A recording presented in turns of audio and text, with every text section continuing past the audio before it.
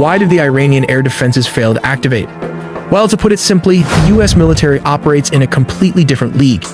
Using a highly advanced mix of electronic warfare and cyber operations, coordinated from space to the ground, the coalition was able to inject false data directly into Iranian radar screens. Top-tier Iranian air defense systems, like their homegrown Bavar and their Russian-supplied batteries, were absolutely overwhelmed by this electronic assault. But to actually hunt them down, the US set a brilliant trap. They launched hundreds of ABM-160 MALDs, miniature air-launched decoys. To a panicked Iranian radar operator staring at a chaotic screen, these tiny drones look exactly like a massive squadron of A-15s or F-16s screaming toward the capital. With the door kicked wide open, fifth-generation stealth fighters, including both US and Israeli F-35s with possible F-22 Raptors, sliced through the airspace completely undetected. Ultimately, the Iranian air defense network wasn't just suppressed, it was completely dismantled, at least for the time period. Because the Iranian do have a huge firepower. Tehran has fired back. In Operation Truthful Promise 4, a massive wave of missiles and drones just targeted US bases in Israel. Here's the fallout. The UAE's Al Dhafar air base was hit, leaving one dead from shrapnel. In Bahrain, the US Navy's 5th Fleet HQ was directly targeted. At 9 in the morning, Israel launched more than a dozen aircraft, but it's a complicated process. They have to navigate or entirely bypass the airspace of neighboring countries like Syria and Iraq.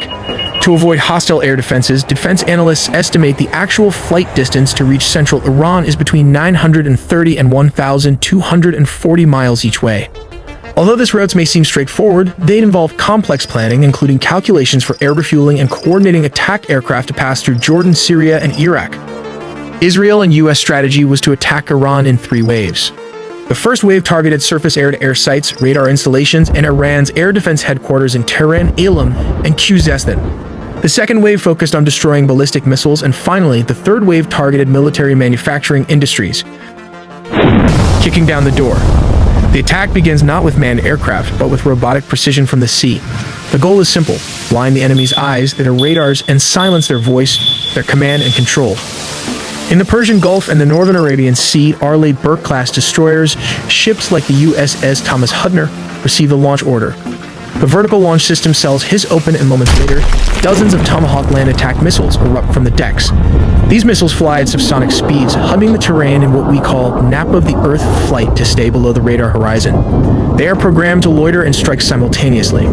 Their warheads slam into S-300 and S-400 radar sites and command bunkers.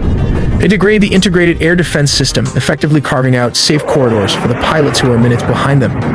30 minutes past each hour. While the Tomahawks are still impacting, the silver bullets of the US Air Force are already deep inside hostile airspace. These are the B-2 Spirit stealth bombers. With the air defense network fractured by Tomahawk cruise missiles, usually fired from destroyers hundreds of miles away, the path is now clear. Now comes the strategic sites like nuclear bunkers, which can be bombed by B-2 Spirit, the tip of the spear. Launching from bases in Jordan and the UAE, squadrons of F-15E Strike Eagles roar into the theater. These are the bomb trucks of the operation. Each F-15 is heavily laden with GDAMs and small-diameter bombs. Interestingly, it can carry up to 19 GDAMs or 28 small-diameter weapons. While the B-2s hit the deep bunkers, the F-15s hunt the mobile targets. Their ADSA radars scan the ground for ballistic missile launchers hiding in valleys. Working in pairs, they drop precision bombs on missile convoys, hangars, and secondary command nodes. Once they are Winchester, out of ammo, or low on fuel, they don't go home yet. They connect to this tanker common launch tube that fits into almost any aircraft's existing fuel hatch.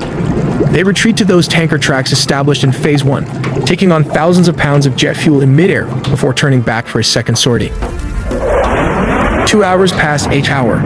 To sustain the pressure, the US Navy's floating air bases enter the fight. Cruising in the Arabian Sea, a carrier strike group turns into the wind. Steam and electromagnetic catapults begin launching aircraft every 30 seconds. F/A-18 Super Hornets launch carrying anti-radiation missiles. Their job is DEAD, destruction of enemy air defenses. They are hunting down any surviving radar operators foolish enough to turn their systems on. Meanwhile, F-35 Sea Lightning push forward to gather intelligence and strike high-threat targets that the older jets cannot reach. Orbiting far behind them are the E-2D Hawkeyes, the quarterbacks in the sky, managing the massive traffic of hundreds of US jets. By sunrise, the first wave is over. The eyes of the enemy air defense have been blinded by Tomahawks.